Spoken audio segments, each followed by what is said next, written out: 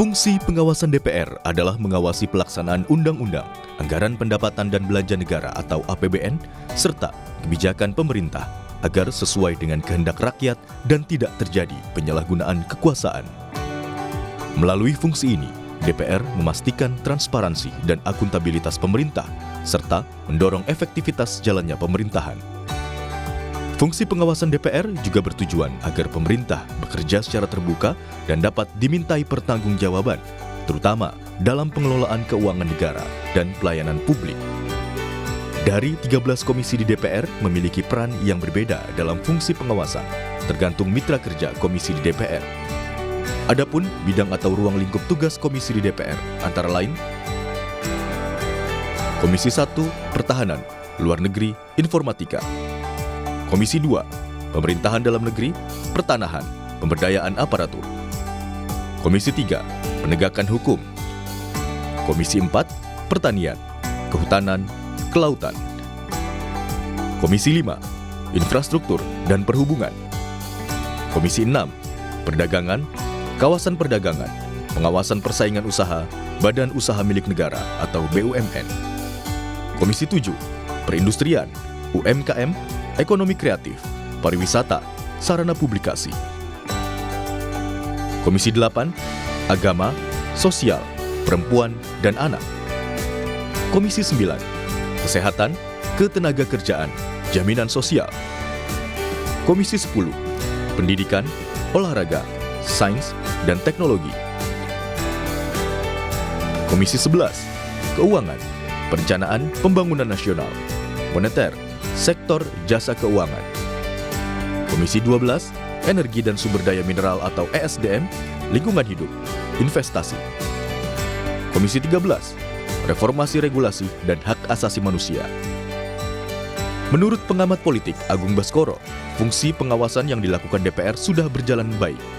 DPR juga transparan dan akuntabel dalam menjalankan fungsi pengawasan. Namun, keterlibatan dan peran serta masyarakat juga diperlukan agar fungsi pengawasan yang dilakukan DPR konsisten dan maksimal. Iya, secara kuantitas ya, aktivitas pengawasan DPR ini sudah berjalan baik. Kan kita tahu ada banyak ya, mungkin ratusan rapat kerja, rapat dengar pendapat, ya, kemudian RDPU, soal kunjungan dalam konteks pengawasan juga, kemudian ada mungkin menerima ribuan aspirasi masyarakat ya. Nah, cuman memang yang perlu paling mendapat perhatian bagaimana ini soal tindak lanjutnya ya setelah rapat, setelah dengar pendapat, setelah kunjungan. Nah, ini tindak lanjutnya seperti apa supaya publik bisa turut bisa mengawal seperti itu. Nah, kemudian juga soal isu pemanggilan pejabat publik ya atau stakeholder yang lain ini juga sudah terlaksana, cuman memang dari DPR punya semacam peta jalan bagaimana memastikan fungsi-fungsi pengawasan itu bisa berjalan dengan optimal seperti itu. Nah, yang berikutnya saya kira soal transparansi dan akuntabilitas ya. DPR terus berusaha melakukan proses transparansi dan akuntabilitas.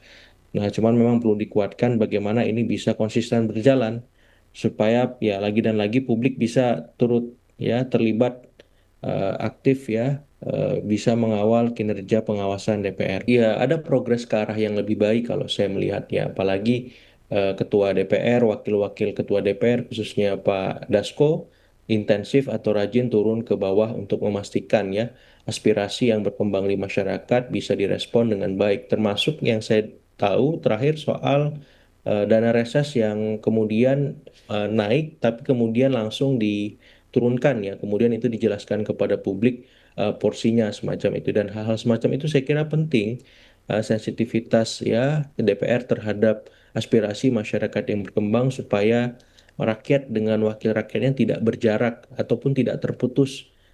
Sehingga ya wakil-wakil rakyat bisa semakin sensitif melihat situasi yang berkembang, termasuk misalkan dalam konteks aksi besar ya akhir Agustus awal September kemarin yang banyak memberikan masukan kepada DPR, dan itu juga sudah direspon dengan cukup baik oleh DPR ya. Artian begini, DPR tidak bisa berjalan sendiri tanpa ada partisipasi publik untuk mengawal itu, karena mereka ya hidup ataupun berkembang dalam ekosistem politik yang dinamis juga.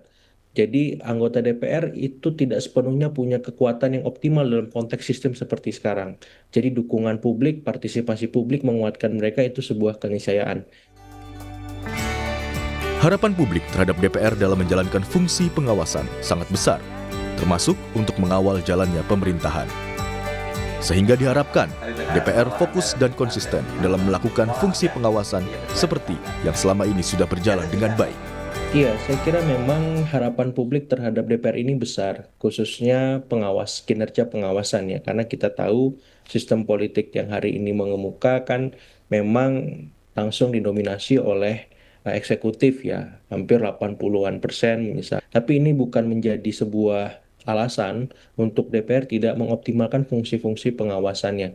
Karena pemerintah itu punya kebijakan-kebijakan mercusuar, kebijakan yang beranggaran mahal, yang perlu mendapat ya pengawalan dari DPR. Justru disinilah fungsi DPR semakin relevan dan penting untuk dihadirkan supaya apa kita bisa menyelamatkan anggaran negara yang banyak itu, kita bisa memastikan kualitas program pemerintah optimal, termasuk ya kinerja DPR dan pemerintah secara keseluruhan. Karena apa? Kalau misalkan DPR tidak melakukan fungsi tersebut, ini bahaya seperti itu. Jadi saya berharap dengan kondisi dan realitas politik demikian, DPR tetap fokus dengan kinerja pengawasannya dan ujungnya memang semua itu harus disampaikan ke publik. Apakah lewat sistem informasi yang terintegrasi, apakah lewat komunikasi yang partisipatif, emansipatorik, yang simpatik, pun kalau dikritik tetap dengan respon-respon yang simpatik, empatik, yang itu bisa membuat masyarakat paham dan tidak membuat prasangka dan praduga yang tidak perlu. Selain itu, DPR juga memiliki tugas untuk membahas dan menindaklanjuti hasil pengawasan yang disampaikan oleh Dewan Perwakilan Daerah atau DPD, terutama yang berkaitan dengan otonomi daerah, pengelolaan sumber daya alam, dan lainnya. DPR juga memiliki hak istimewa seperti hak interpelasi, hak angket, dan hak menyatakan pendapat untuk menjalankan fungsi pengawasannya. Tim Liputan, Kompas TV.